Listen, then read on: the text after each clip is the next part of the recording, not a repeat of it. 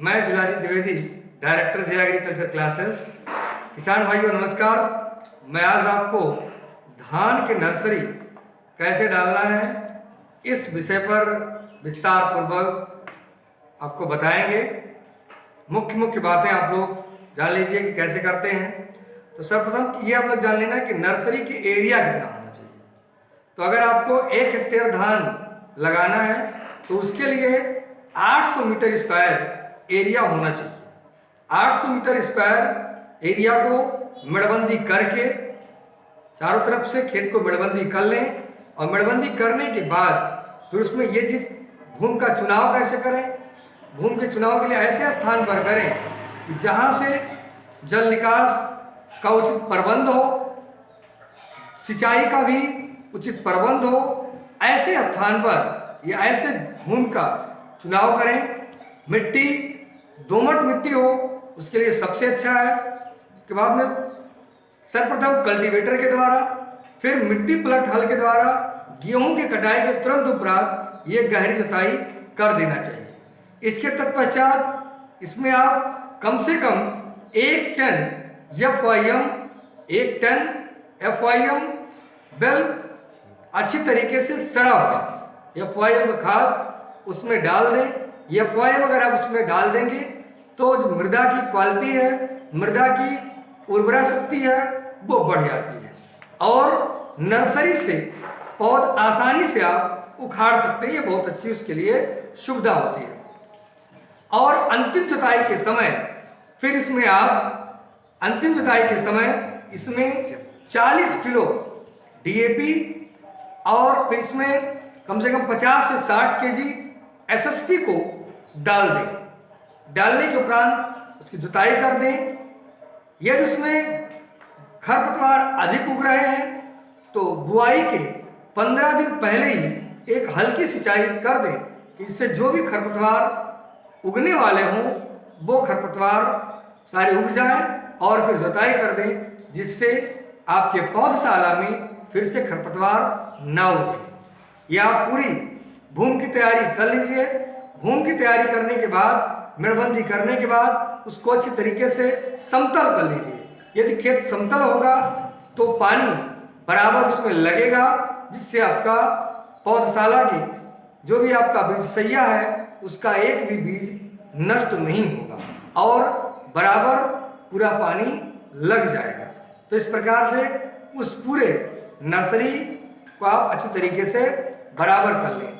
बराबर करने के बाद यदि आपको यह सारा ही मेथड लगाना है तो उसके लिए आप 100 मीटर स्क्वायर पर हेक्टेयर की दर से उसमें भी भूमि को चुनाव करना चाहिए, और यही पूरा विधि उसमें भी आप अपना सकते हैं।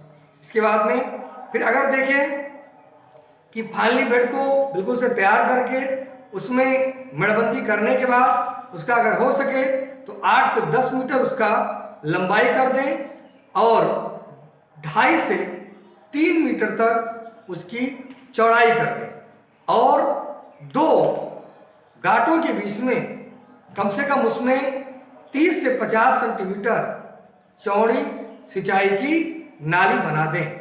इस प्रकार से ये आपका पौधशाला गृह तैयार हो जाएगा।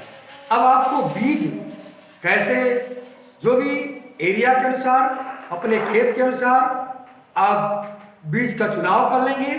बीज का चुनाव करने के बाद आप उस बीज को उपचारित कर लेंगे। बीज को उपचारित करने के लिए अगर आपके पास कोई संसाधन नहीं है तो थोड़ा सा गर्म पानी में ही थोड़ा धान को आप उपचारित कर लेंगे। उसमें थोड़ा सा नमक मिला देंगे और तरीके से अच्छी तरीके से उपचारित हो जाएगा। अगर उसमें आप मार्केट से भी कुछ रासायनिक दवाएं मिला सकते हैं, उन दवाओं के माध्यम से भी आप उसको उपचारित कर सकते हैं, जैसे कैप्टान, थायरान, ये सारी दवाएं आती हैं, इनके द्वारा भी आप उपचारित कर लें। जब आप धान को पानी भिगोएंगे तो उससे कुछ धान ऊपर आ जाएंगे, मतलब वो जो हल्के होते हैं, जो जर्मेट नहीं कर सकते, वो ऊपर आएंगे और उनको आप छान करके निकाल लेंगे, और जो धान नीचे बैठ जाते हैं उनको हम मान लेंगे कि ये हमारे स्वस्थ धान है और ये अच्छी तरीके से जर्मेट कर देंगे। तो उसको कम से कम आप 7 से 8 घंटे तक पानी में भिगो लें, और भिगोने के बाद फिर उसको आप जूट के बोरे पर निकालकर छायादार स्थान पर कम से कम 7 से 8 घंटे के लिए रख दें, जिससे वो अंकुरित हो जाए। अब उधर आपका पौधशाला तैयार है, उसको अच्छे तरीके से पानी भर के पडलिंग कर दीजिए। और पडलिंग करने के बाद जब देखिए थोड़ा सा मिट्टी उसका नीचे बैठ गया है, अब उसमें आप सावधानी पूर्वक बेड के अनुसार उसमें आप 2 बेड के बीच की दूरी ज़्यादा नहीं, तो इसलिए आप नाली में खड़े होकर के और आसानी से आप बेड पर धान का छिड़काव कर दें। धान का छिड़काव करने के उपरांत फिर देखिए उसमें कम से कम 24 से 48 घंटे के बाद पानी उसमें कम से कम बिल्कुल से सूख जाए, जिससे प्लांट तक ऑक्सीजन की सप्लाई थोड़ा होता रहे, जिससे वो जर्मिनेट कर जाए। जर्मिनेट करने के उपरांत फिर उस खेत को सूखने न दीजिए, अपने बीज सैया को सूखने न दीजिए। इसलिए 4 से 5 दिन पर उसका अनवरत आप सिंचाई करते रहिए। सिंचाई करते समय ये ध्यान रखिए कि सिंचाई हमेशा शाम के समय में करें।